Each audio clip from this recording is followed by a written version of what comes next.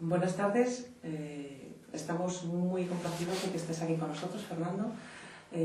Para nosotros es un honor que nos estés impartiendo este taller, esta masterclass, estos 2 días de fotografía de arquitectura. Y también queríamos aprovechar pues, para tener una pequeña conversación contigo y hacerte algunas preguntas y que tú, bueno, algunas reflexiones, porque me parece un tema que es bastante poco habitual, es muy específico, encontrar pues, bueno, contenidos actualizados hoy en día para que podamos guiar a los alumnos que estén interesados en este tipo de fotografía y que un profesional como tú, de la talla que tú representas en la fotografía en este país, pues puedas ofrecernos. Lo primero que se me ocurre que podríamos decir para asustar a los posibles aspirantes a fotógrafos de arquitectura es en la actual coyuntura de la burbuja inmobiliaria que por fin ha explotado, parece que ha explotado todo lo relacionado con la arquitectura. Los arquitectos casi no pueden vivir. ¿Un fotógrafo de arquitectura puede vivir? Bueno, vamos a empezar por la parte más fácil, que es la de agradecerte a ti la invitación por estar aquí, ¿no? Te lo agradezco y lo estoy pasando bien y me parece una gran oportunidad. A ver, la crisis evidentemente ha generado una nueva situación, algo nuevo que no conocíamos o quizás habíamos conocido mínimamente en el año 93, pero esta crisis es mucho más grande, más larga, sobre todo más duradera. El fotógrafo de arquitectura es el último eslabón de la cadena, del proceso, con lo cual casi podría decir que aunque hemos notado la crisis, empezamos a notar la gravedad de la crisis en estos momentos. ¿Por qué? Porque todavía hemos estado realizando reportajes y trabajos de fotografía de edificios que se empezaron a construir hace 10 años y que con la coyuntura actual han tardado mucho en acabarse y ahora es cuando realmente se están acabando y ya no hay más, ya se acabó. El 80-90% de la fotografía que hemos hecho en este país ha sido fotografía de obra pública y ahora pues, ya la obra pública se acabó. No hay concursos, no hay nada, entonces ¿qué supone? Que en el mejor de los casos, que ahora empezasen a convocarse concursos de arquitectura otra vez, tardarían 8, 10, 15 años en empezarse a ver los resultados. Entonces, la crisis para nosotros gorda empieza ahora, que no hay proyectos, que no hay concursos y que no se están empezando obras. Luego va a haber un vacío enorme de mínimo 8 o 10 años seguramente. Entonces, ahora mismo dedicarse a la fotografía de arquitectura, bueno, hay obra, hay un poco de obra privada, hay un poco de interiorismo, con obras menores, temas de restauración, tiendas, cosas de este tipo, muy poca vivienda y nada de edificios públicos, nada de colegios, o mínimamente, ¿no? Casi anecdóticos, ¿no? Hacer hoy en día un museo, por ejemplo, es impensable. Un teatro o algo así, eso no va a haber nada en mucho tiempo. Y cada vez, por desgracia, hay más fotógrafos de arquitectura. O sea, hay muchos arquitectos que se están reciclando en la fotografía, buscando una alternativa, pero claro, no hay sitio para todos ni obra para todos. Esto también me ha obligado a tener que trabajar más fuera que dentro de España. Precisamente esto último que acabas de comentar, de que has tenido que buscar fuera esos proyectos que no existen aquí en España para poder seguir con tu trabajo de fotógrafo de arquitectura. Hemos visto esta mañana un trabajo tuyo, estás trabajando mucho en Panamá, y bueno, recuerdo ahora mismo, por ejemplo, el proyecto que has hecho de la casa de Patrick Dillon, la Casa Salo, muy interesante. En relación, este proyecto me genera 2 reflexiones. Una es alrededor sobre el tipo de arquitectura que supone, el tipo de proyecto, que es un proyecto que curiosamente es de los proyectos que podríamos decir en la línea de los proyectos que se están empezando a ver más ahora, que se están poniendo, digamos, más en valor, que son proyectos pequeños relacionados con la sostenibilidad, con la integración del paisaje, con el reciclaje de elementos, y curiosamente es un proyecto de hace 15 años. Hace 15 años y que, como tú comentabas esta mañana, se sigue publicando 15 años después. ¿Qué tiene este proyecto de especial, tanto del proyecto mismo arquitectónico como tus fotografías, que me parece que son absolutamente actuales y que hablan mucho del valor de la imagen que has conseguido de este proyecto? Bueno, ciertamente es un proyecto singular, es un proyecto muy original. Tiene 15 años, pero yo cuando lo vi me pareció totalmente actual, ¿no? Lo que tiene, digamos, de mensaje, que yo creo que es la parte importante, ¿no?, al margen de las fotografías, es que es una arquitectura necesaria.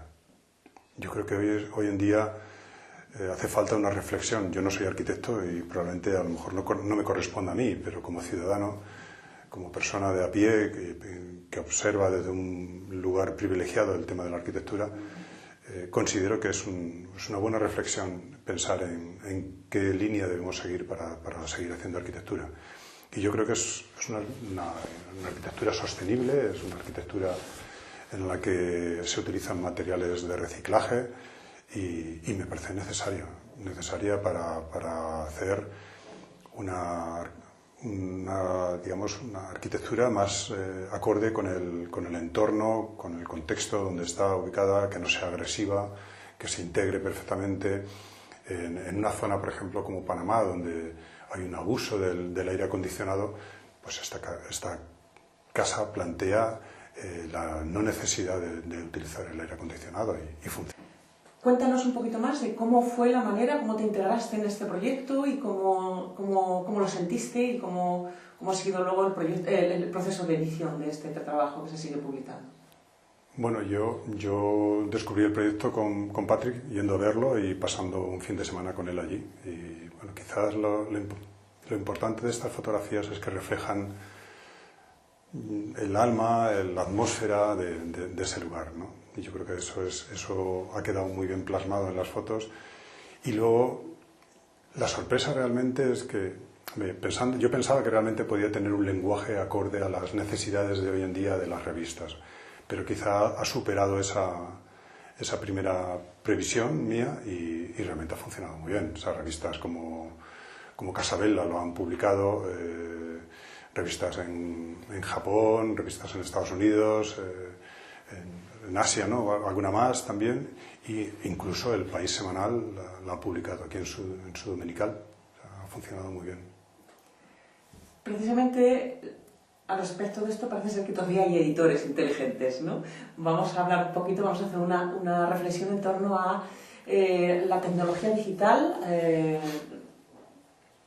cómo ha afectado la tecnología digital a la fotografía y arquitectura, no evidentemente a la parte de la toma técnica ni de revelado, porque eso ya está superado y ya lo conocemos, pero sí en torno a la desaparición de mucha publicación en papel, que para el fotógrafo de arquitectura, pero también para el arquitecto es muy importante, y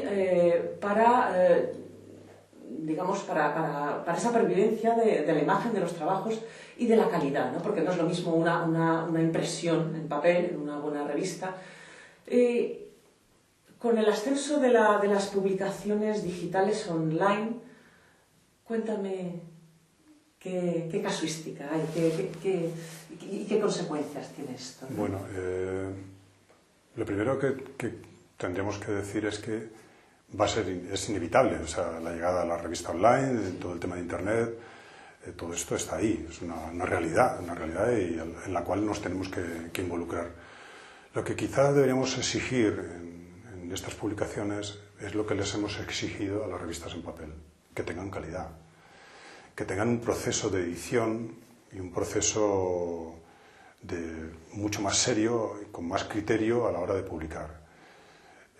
Yo creo que hay buenas revistas online, las hay, y siguen haciendo esta labor paralelamente y del mismo modo que hacen en sus propias revistas en papel, pero hay otras revistas online que probablemente no hacen esta labor. No hacen esta labor porque depende su viabilidad de una publicidad que al mismo tiempo se alimenta de un tráfico de personas, de usuarios que ven estas revistas online. Entonces, la única premisa para publicar un reportaje de arquitectura en una revista online, en algunas revistas online, es que la fotografía sea gratis. y que el fotógrafo las dé y no hay una premisa mucho más allá, es decir, que no existe un criterio de calidad, de escoger los proyectos por su buena calidad. ¿Qué ocurre? Que la labor de edición del editor de la revista en papel, que se tenía que ver junto a su equipo, no sé, 100, 200 reportajes mensuales para escoger 5, 6, 7 reportajes que iban a llenar la revista ese mes, esa labor se ha acabado en una revista online. Ahora mismo necesitan 30, 40, 50 reportajes diarios para subir. Claro, es un flujo enorme que puede llevar a una parte interesante, que es la de que podamos ver todo lo que se hace de arquitectura, pero también nos exige una labor a nosotros como usuarios de edición y de ser capaces de decidir cuáles son los proyectos buenos y cuáles son los proyectos malos, con consiguiente pérdida de tiempo a la hora de ver estas revistas. Yo no creo que... yo particularmente les dedico muy poco tiempo, porque no tengo tiempo de verme una cosa que se ha publicado hace un día, por ejemplo, ya está pasada, ya se ha ido abajo de la revista, ya no se puede ver. Es simplemente consumo. Sí. Estamos hablando de consumo. Efectivamente, sí. Y incluso pues desde el punto de vista de la educación, de la mirada, de promover una mirada de calidad sobre la arquitectura, aquellos pues alumnos que quieran iniciarse en la fotografía de arquitectura lo tienen más difícil. Claro. Ahora porque no hay esos controles de calidad. Entonces es una pena, sí. Bueno, yo creo que se trata de saber decidir y elegir de la misma manera que hacíamos con las revistas en papel, cuáles son las buenas y cuáles son las malas, porque dentro de este mundo también hay buenas y malas. Sí. Entonces, elegir bien, yo creo que es importante, elegir bien. Últimamente la vieja Europa parece que está un poquito más cansada, está cada vez más vieja, y parece que la savia nueva en muchos proyectos, pero sobre todo arquitectónicos, vienen y ligados a estas nuevas tendencias de tanto estudio del territorio, del contexto social y de la sostenibilidad de la edificación y del urbanismo. Viene marcado por los estudios de arquitectos tan fantásticos que están ahora mismo trabajando en Colombia, en Chile, en Perú y en México. En México quizá un poco antes, ¿no?, que estos países, pero en concreto yo me estoy hablando ahora mismo en Chile, hay unos proyectos muy interesantes y tú estás trabajando mucho ahí, ¿no? Cuéntanos un poco qué te parece este panorama en Sudamérica. Bueno, el panorama es, para un fotógrafo de aquí que vaya a trabajar, es alentador. Se da esperanza, ¿no?, porque al menos hay algún sitio donde trabajar. Si pensamos un poco en el futuro, quizás vuelves un poco a ver lo oscuro, porque realmente quizá todo lo que esté pasando allí ahora mismo es lo que nos ha pasado aquí hace 10 años o 15, o sea que son ciclos que se dan en unas zonas o en otras. Y lo estamos viendo, yo creo que se va a empezar a desmontar la burbuja de Sudamérica, o sea, Brasil, Argentina, Colombia, ahora parece que incluso empieza la violencia otra vez, o sea, probablemente esté cambiando algo. Venezuela parece que van a salir los tanques a la calle, parece un poco alarmista, pero parece que hay un cambio de dirección, ¿no?, en esa zona, y todo eso afectará. Ahora mismo, por decir algo más positivo, realmente yo estoy trabajando sobre todo en Panamá, en Costa Rica y Chile. En Chile hay muy buena arquitectura, hay buenos fotógrafos. Países como Colombia tienen muy buena arquitectura, pero hay buenos fotógrafos también, y México sobre todo pues tiene muy buenos fotógrafos. ¿Qué ocurre? Que me cuesta mucho empezar a trabajar en países donde ya hay buenos fotógrafos. O sea, la competencia es difícil y partes con unos gastos que ellos no tienen, los locales, con lo cual me es más complicado. Estoy trabajando en algunos países como Panamá y Costa Rica, donde la competencia realmente es mucho más suave y te da mucha más facilidad, es mucho más permeable para llegar a los arquitectos, ¿no? Probablemente en los próximos meses empezaré a trabajar en Nicaragua y probablemente también en México. Tengo algunas ofertas de ir a México y probablemente vaya. Eso por la parte de Sudamérica. la vieja Europa, como tú la llamabas, sigue generando... No solo yo, no solo yo. Sigue generando, no, y los viejos fotógrafos, que realmente está cansada, pero también estamos cansados la gente que trabajamos aquí. Pero, sin embargo, curiosamente, siguen teniendo un prestigio importante los arquitectos europeos, ¿no? Sí. Siguen teniendo mucho peso. Yo acabo de estar trabajando en Nueva York también, haciendo viviendas, y allí están los estudios europeos construyendo, siguen teniendo mucho peso.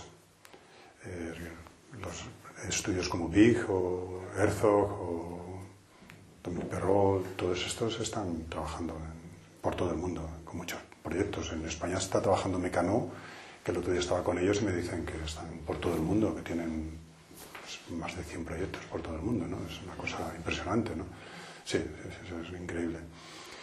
Y luego está por ver qué sucede con China, ¿no? En China yo he estado solamente una vez, tiene mucha producción, parece ser que se está ralentizando mucho también, y están yendo, algún fotógrafo español estoy viendo que está yendo también por allá, por China, ¿no? Yo creo que ahora mismo los fotógrafos españoles, que hemos tenido una buena base de trabajo con la arquitectura española, llenábamos hace 8 o 10 años, llenábamos las revistas de todo el mundo. Tú cogías una revista coreana y te encontrabas con que el 50 o el 60% de la publicación era arquitectura española. Hemos tenido una gran posibilidad de aprender, de practicar, y ahora mismo yo creo que hay buenos fotógrafos españoles trabajando en todo el mundo. Por último, ya para finalizar, ¿qué recomendarías a un estudiante de fotografía que decidiese pues aventurarse por este sendero? ¿De la fotografía de arquitectura? Bueno, yo creo que una cuestión es la de dedicarse a la fotografía de arquitectura, y otra cosa es vivir de la fotografía de arquitectura, ¿no? Que yo le empujaría a que empezase. El cómo, pues de la misma manera que hice yo. Yo me considero una persona autodidacta, y si no consigue un maestro con el que trabajar, que yo creo que es la forma probablemente más rápida e ideal, que es la de poder acompañar a alguien y verle trabajar, pues practicar y ver mucha fotografía de arquitectura. Ahora mismo la facilidad de verlo online